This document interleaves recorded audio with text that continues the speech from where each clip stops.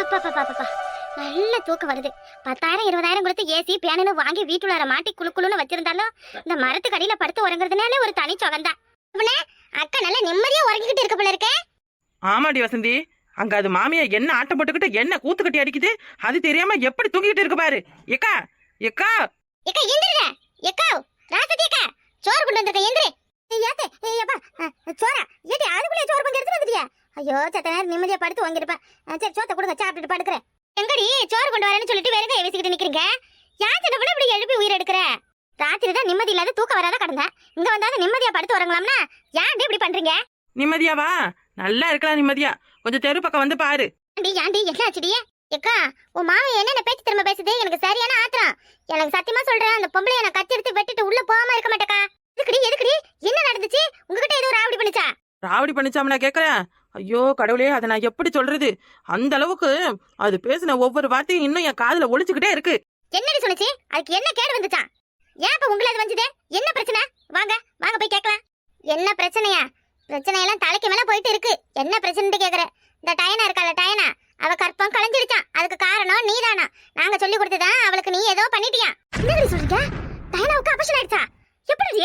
எங்களை வந்து எப்படின்னு கேளு. முப்பது நேரம் வாங்கிட்டே இருந்துட்டு இப்பதானே வீட்டுக்கு போனோம். போன வழியில தான் உன் வீட்டை தாண்டி போகல உன் மாமி எங்களை பாத்துருச்சு.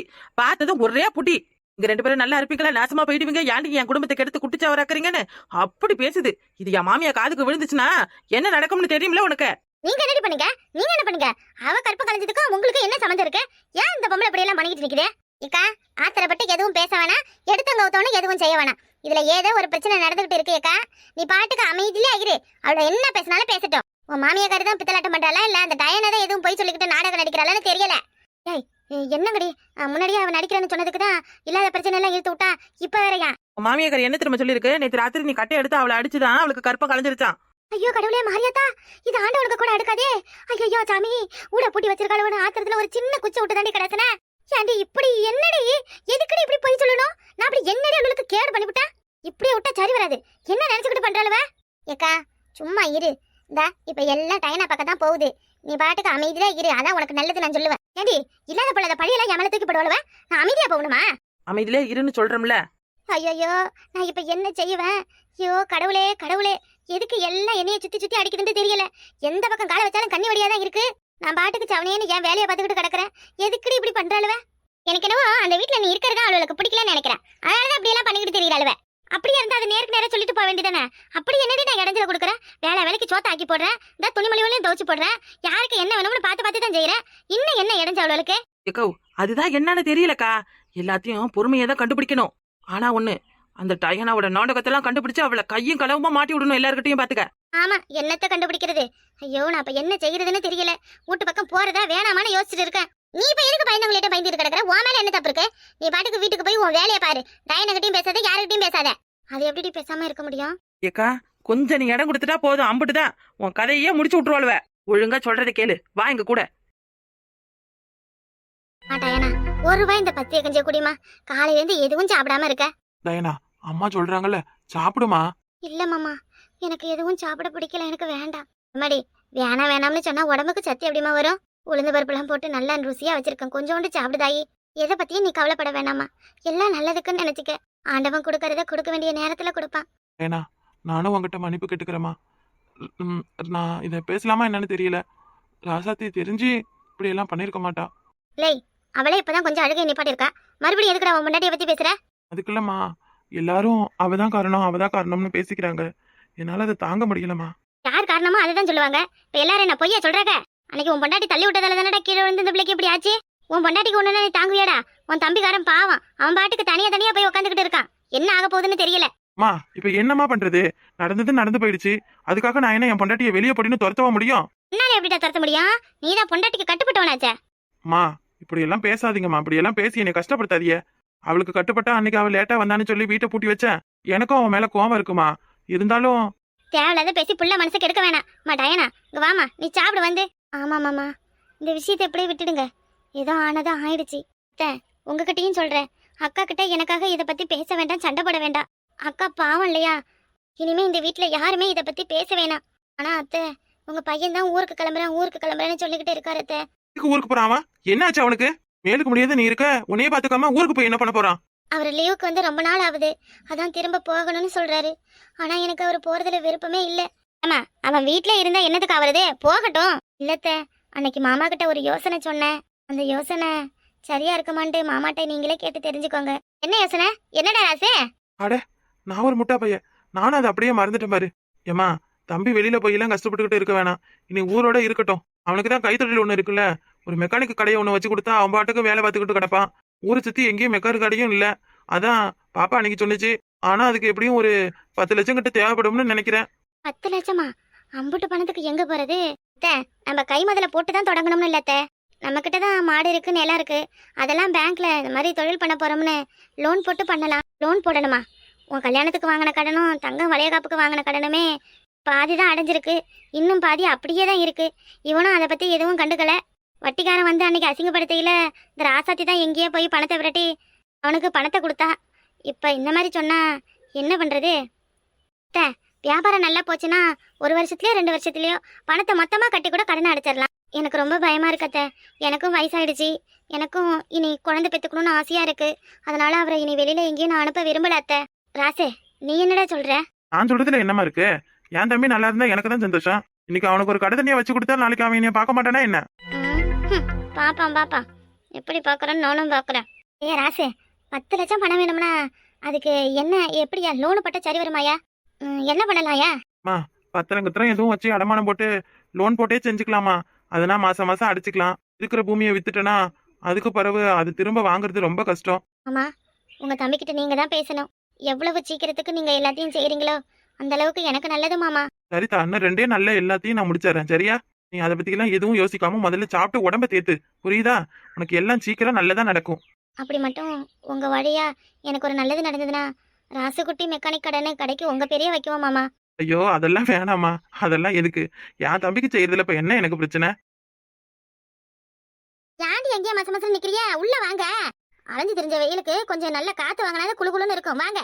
காலையில வெஜிடபிள் சோறு ஆக்கி வச்சேன், இருக்கா என்னன்னு தெரியல. அக்கா, வெஜிடபிள் சோறா? எனக்கும் கொஞ்சம் போடையக்கா. பாத்தியாடா அவள? பாத்தியா என்ன பண்றான்னு? பாத்தியாடா? விடுங்கன்றல. ஒருத்தவங்க நமக்கு கெடுதல் நினைச்சா அது திரும்ப அவங்களுக்கே தான் போய் சேரும். யாருக்கும் எந்த கெடுதலும் நினைக்க கூடாது, எல்லாருக்கும் நல்லதுதான் நினைக்கணும். நான் இப்படி ஆனதுல அவங்களுக்கு சந்தோஷம்னா இருந்தா போதாத்த. என்னால ஒருத்தவங்க சந்தோஷப்படுறாங்கல்ல, அது எனக்கு நல்லது தானே. பரவாயில்ல, விடுங்க. டயனா, உன்னைய மாதிரி ஒரு நல்ல மனசு யாருக்கும் வராதுமா. உன் நல்ல மனசுக்கு ஆண்டவன் எல்லாம் உனக்கு நல்லதா கொடுப்பாமா. சரி, நீங்க 2 பேரும் பேசிக்கிட்டு இருங்க. டயனா, மத்தியானத்துக்கு சாப்பிட எதுவும் வேணுமாமா? மாமா எதுவும் வேணாம் மாமா. நான் உங்ககிட்ட ஒண்ணு கேட்பேன். என்னம்மா சொல்லு, எதுவா இருந்தாலும் கேளு. நீங்க அக்காவை சண்டையெல்லாம் பிடிக்காதீங்க, அக்காட்ட பேசுங்க மாமா. அக்காவுக்கு உங்களை விட்டா யாருமே இல்ல மாமா. நீங்களும் தான். 2 பேரும் இன்னைக்கே அக்கா கிட்ட பேசணும். எல்லா சண்டையும் இப்பவே சமாதானம் ஆயிடணும். இப்படி ஆளுக்கு மூஞ்சி தூக்கி வச்சிருக்கிறது எனக்கு கொஞ்சம் கூட பிடிக்கல. என்னாலதான் எல்லாருக்கும் இப்படி பிரச்சனைன்னு நினைச்சு கவலைப்படுறேன். அத்தை ப்ளீஸ் அத்தை.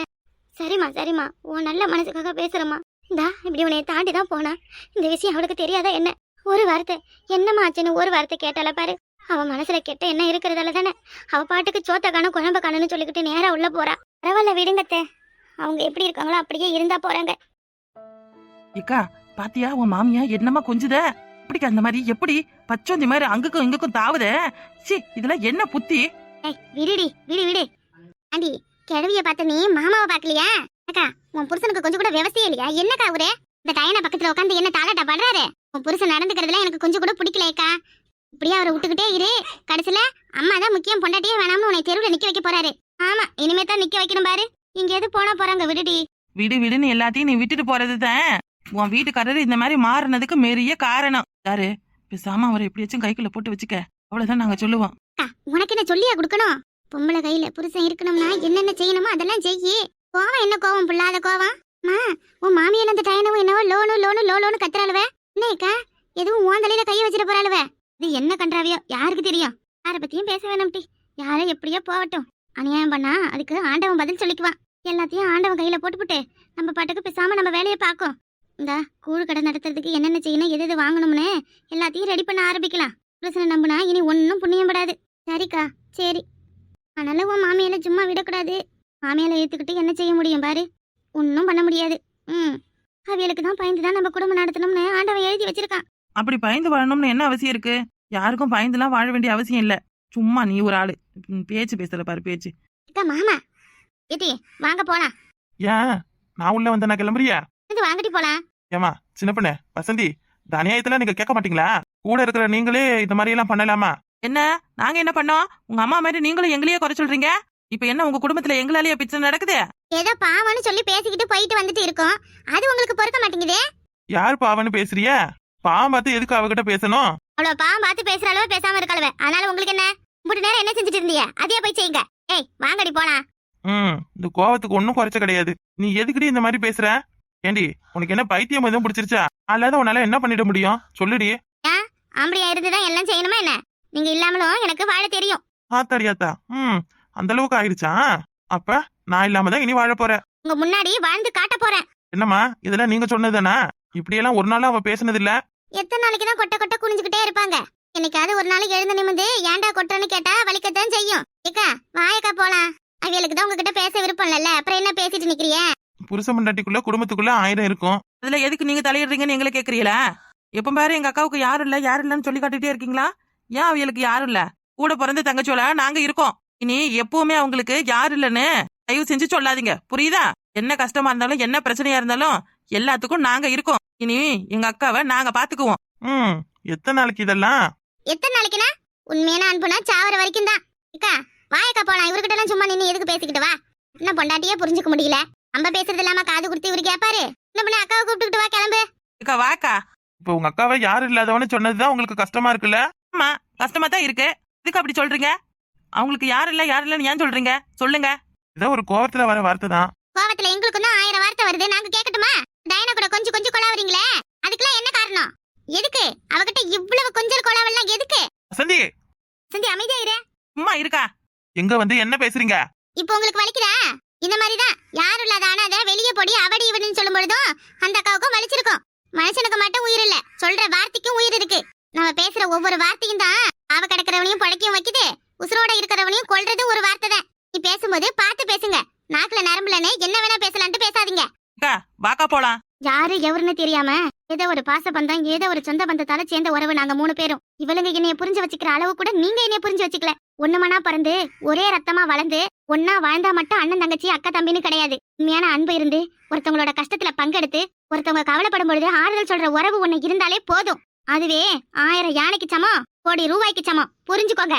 உங்க தம்பியோ உங்க தங்கச்சியோ யாரும் எவரும் சொன்னா உங்களுக்கு கோவம் வருமா வராதா? உடம்பு இருந்தவங்களை சொன்னா மட்டும்தான் உணர்வு வரும். உடம்பு இருந்தவங்களுக்கு மட்டும்தான் உணர்ச்சி எல்லாம் இருக்குன்னு நினைச்சுக்கிட்டு இருக்காதீங்க. இந்த உலகத்துல அனாதன யாரும் இல்ல. உண்மையா அன்பு செய்யற எல்லாரும் உறவுதான். உண்மையா பாசம் வச்சிருக்கிற எல்லாரும் மனுஷங்க தான். ஒருதா வயித்துல பிறந்தா மட்டும்தான் அக்கா தங்கச்சின்னு கிடையாது. கூட பிறக்காமலே அக்கா தங்கச்சியா வாழற உறவு இங்க நிறைய இருக்கு. அப்படி எனக்கு கிடைச்ச ஒரு உறவு தான் இவளுங்க 2 பேரும். இப்ப வாங்கடி போலாம். தாருங்க, இன்னொரு வாட்டி என் அக்கா கிட்ட உங்க அம்மாவோ டயானாவோ யாரும் எதுவும் பண்ணாங்க, அப்புறம் நடக்கிறதே வேறையா இருக்கும் பாத்துக்கோங்க.